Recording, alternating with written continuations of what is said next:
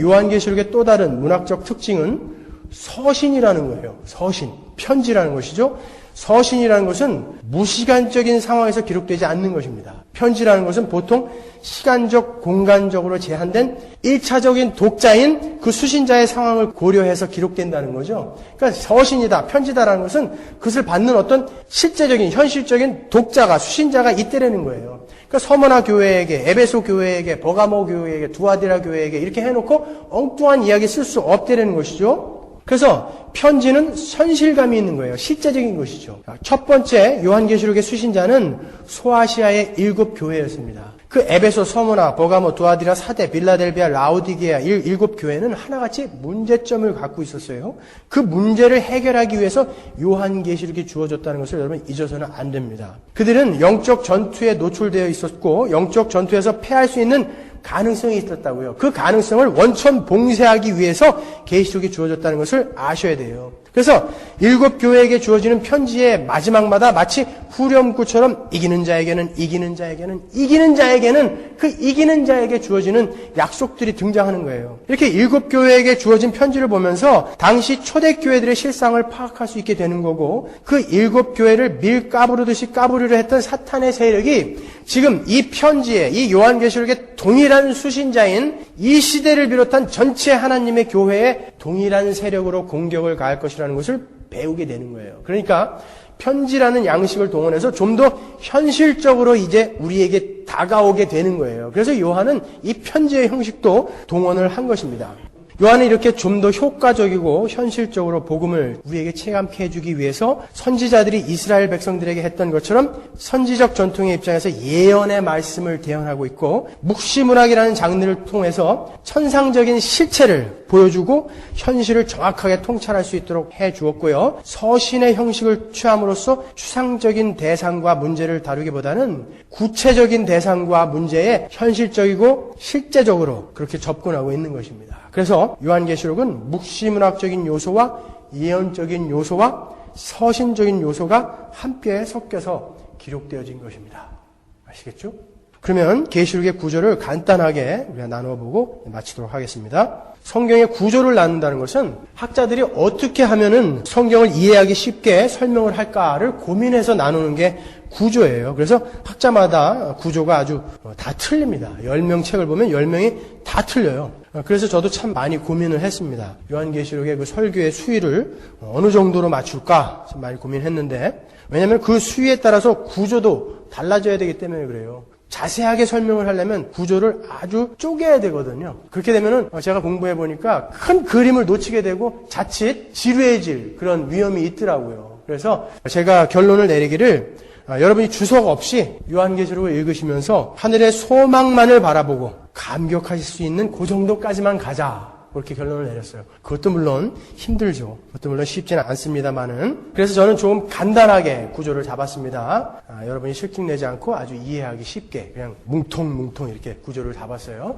여러분이 받으신 그 핸드아웃을 보시면 여러 정말 포이트레스라든지 모캄이라든지 이러한 계시록과 신약의 대가들이 어떻게 계시록을 나누었는지 그걸 나눠드렸습니다. 그러니까 좀 더 깊게 공부하실 분들은 그것을 참고해가지고 이렇게 공부하시면 되겠어요. 저는 조금 간단하게 구조를 잡았어요. 여러분이 실증내지 않고 이해하기 쉽게 그렇게 계시록을 읽으실 수 있게요. 그래서 제가 중간에 계시록 중간에 이렇게 들어가 있는 삽입들이 있거든요. 그 삽입들은 다 그냥 커다란 덩어리에다 이렇게 묶어버렸어요. 계시록에는 몇 가지 삽입들이 나오거든요. 그것까지 이렇게 쪼개 놓으면은 처음부터 너무 머리가 아파가지고 아유 못하겠다 뒤로 자빠지시는 분들이 계셔서 그 삽입들은 다 그냥 커다란 덩어리에다 이렇게 묶었어요. 그 삽입들은 나중에 제가 본문에 들어가서 자세히 설명을 해드리겠습니다. 자, 여러분이 계시록의 큰 그림을 먼저 쉽게 그리실 수 있는 그런 구조를 저는 이렇게 나눴습니다. 먼저 계시록 1장 1절에서 8절까지를 서론으로 뒀어요. 그것은 누구나 다 동일하게 이야기하는 것입니다. 그리고 22장 6절에서 21절까지 마지막 절까지를 결론으로 그렇게 봅니다. 그것은 다 똑같은 거예요. 근데 그 가운데 있는 본론, 그 서론과 결론 사이의 그 내용을 7부분으로 나누었습니다. 첫 번째가 7 교회를 설명하는 계시록 1장 9절부터 2장 3장까지를 첫 번째 부분으로 나누었고요. 두 번째가 7 인을 설명하는 4장부터 7장까지예요. 여러분이 이해하시기 쉽게 제가 4장과 5장도 그냥 7인에다가 붙였어요.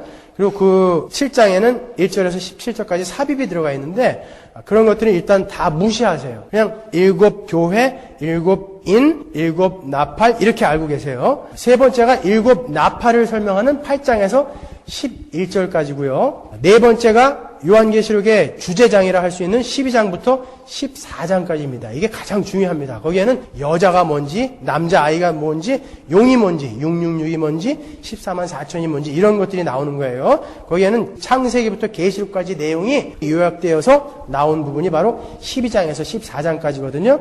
그러니까 요한계시록은 이 12장에서 14장까지의 내용을 중심으로 카야즘 구조라고 그래요. 카야즘 구조가 뭐냐면은 대칭 구조거든요. 그러니까 히브리 사람들은 우리는 시조 같은 걸 할 때 3, 4, 3, 4, 3, 5, 4, 3 이렇게 하죠.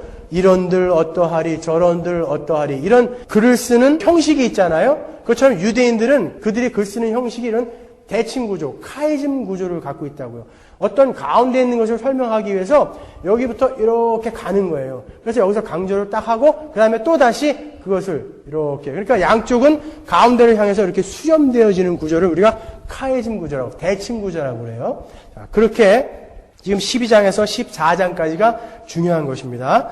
그리고 다섯 번째가 7 대접을 설명하는 15장에서 16장까지예요. 그리고 여섯 번째가 마지막 심판을 묘사하고 있는 17장에서 21장 8절까지. 그리고 일곱 번째가 영광스러운 천국 성취를 보여주는 21장 9절에서 22장 5절까지예요. 그리고 이제 22장 6절부터를 결론으로. 그러니까 서론 결론만 딱 여러분이 아시고 그 나머지 부분을 7부분으로 나누었다 이렇게 생각하세요. 그래서 7부분은 7교회, 나팔, 인, 대접, 그리고 12장에서 14장까지의 그 주제, 천국의 모습 이렇게 그냥 머릿속에 그렇게 크게 덩어리로만 이렇게 알고 계세요. 그 덩어리를 갖고 오늘 가셔서 다시 한번 읽어보시는 거예요. 계시록을요. 자, 그렇게 서론과 결론 사이의 본론을 7부분으로 나누었고 그 7부분은 또 7개로 나누어지죠. 7교회, 7인, 7나팔 뭐 이렇게 나눠진다고요. 그건 한번 자세히 본문에 들어가서 한번 살펴보자고요. 그리고 그 7개로 나눠진 그 부분은 다 각기 교회 시대를 나타내고 있어요. 7인도 교회 시대 전체에 일어나는 일이고 나팔도 마찬가지고요. 7 대접도 마찬가지예요. 12장부터 14장까지의 내용도 결국 마찬가지예요. 전부 교회 시대를 나타내는 것이다. 그것을 꼭 염두에 두시면 되겠습니다. 그러면 조금 더 머릿속에서 정리가 되실 거예요. 자, 요한계시록은 이렇게 여러 가지 문학 장르를 동원하고 치밀한 구조로 우리 교회들에게 주시는 하나님의 은혜와 사랑과 그 사랑을 근거로 한 권고와 책망이 기록되어진 책입니다. 왜요? 이기라고요. 요한계시록 하면 뭘 떠올리라고 했습니까? 이겨라. 이겨라. 이거예요. 우리 교회 이겨라. 내 새끼들 이겨라. 그래서 이렇게 자세하게 설명해 놓은 거예요. 그리고 이기는 방법까지 아주 자세하게 설명해 놓고 있어요. 마지막으로 계시록 12장 11절 읽겠습니다. 또 여러 형제가 어린 양의 피와 자기의 증거하는 말을 인하여 저를 이겼으니 그러죠. 저는 사탄이에요. 뭘로 이겼다고요?